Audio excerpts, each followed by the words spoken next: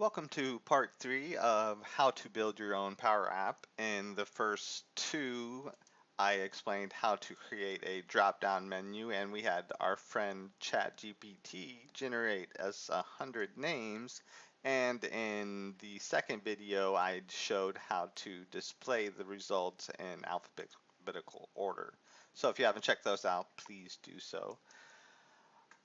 It will greatly help you for this video. So now, what do? We need additional data. What do we do with these names? We need to add more data to these names. So how do we do that? Usually, we need to insert a button that will allow us to collect information. Um, we're going to collect information internally within the app, but we could collect information externally through, your company's server, database, SharePoint, SQL Server, you name it. We can collect it from there. But for this video, I'm going to show you how we can add a button, and then the onSelect property of the button, you can see the properties over here. The onSelect button of the property, we are now going to need to collect data. So in order to collect, there's two ways to collect. There, you can either collect, which will ultimately, if you collect and collect and collect and collect the same data set, it's just going to keep building that data set. We don't want to do that for this, so we want to clear collect, which is what you're mainly going to always want to do, clear collect. So we're going to want to clear collect, and it's asking us for a data source name. So most programmers, if they're creating a collection, they start it with COL for collection, because we also use variables, which then they would start that with VAR. So it's a way for them to tell the difference between their own naming of their own infrastructure, if you may. So we will call this col data set. How about that? Okay, so now it's saying, all right, what is col data set? So follow that up by a comma. And because we are creating the information in the app, we need a squiggly bracket. And the squiggly bracket basically tells us, okay, now we're creating essentially an Excel column-based format. So it's asking for the first column name of that Excel table, if you may. So let's just say that one's going to be called name. And you need a colon separator that separates what's going to be in the column name. And because we don't know yet, we are going to use quotation marks just so it basically inputs nothing in the column name. So essentially here we have created one column called name with no data. So to get our next column, we need a comma as a separator and then the next column name. So for this one, we're going to say product with a colon. And again, we are going to use two quotation marks. That way, product also has no information in it. And we're going to follow that. I hate this IntelliSense it's got going on here. Thank you. Okay, so follow that up by product. So now we have two column names, named, product. They're both empty. So let's add two more. Let's call one. So we got name, product. How about quantity? I don't know if you see where I'm going here. Colon, and then we're going to put no data. And then we're going to put cost, right? Or we could do price. We'll just do cost. And follow that up with quotation marks. And you started the squiggly, so we have to end the squiggly. And to because we started the clear collect here, we have to end the clear collect with the closing parentheses here. So see how all the squiggly lines went away? It likes it. So if we're to press this button now, it should collect those 4 columns in the data set. And in order to see that, you can go and you can hover over it. You can click data set and click this drop down, and essentially now we see our 4 columns we just built with no information because we don't have any information.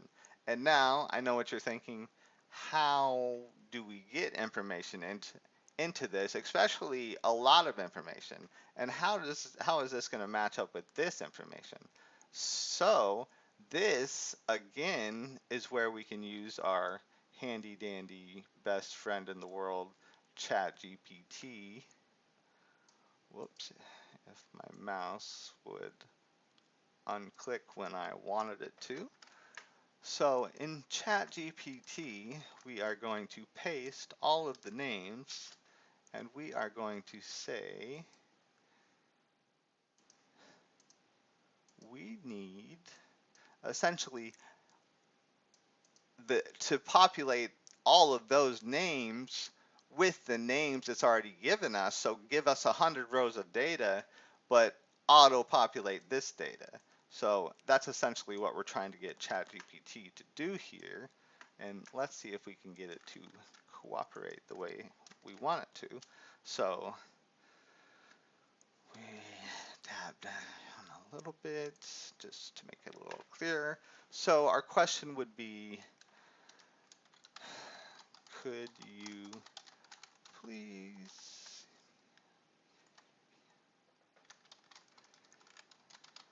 create me a below statement using the above names as the name field, and then auto populating the rest of the information. Let's see if it will cooperate. Could you please create me the below statement using the above names as the name field? Okay, let's see what it wants to do. Certainly, it says. So, it did create me the correct structure. So we are on the right track. So my next question will be for it to regenerate this, but to randomly insert products into the product field, quantities into the quantity field. So first you say, thank you. Whoops. Thank you. Could you please do this all over again? Please read.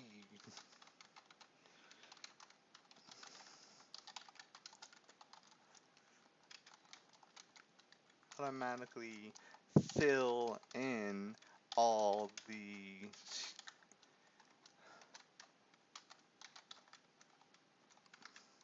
product quantity cost columns with randomized data. Let's see if that does the trick.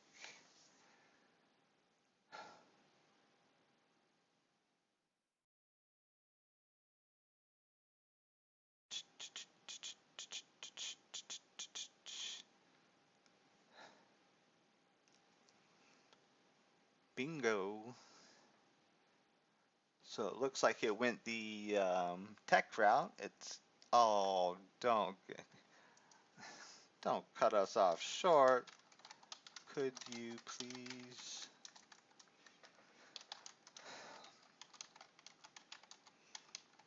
oh my goodness, my spelling.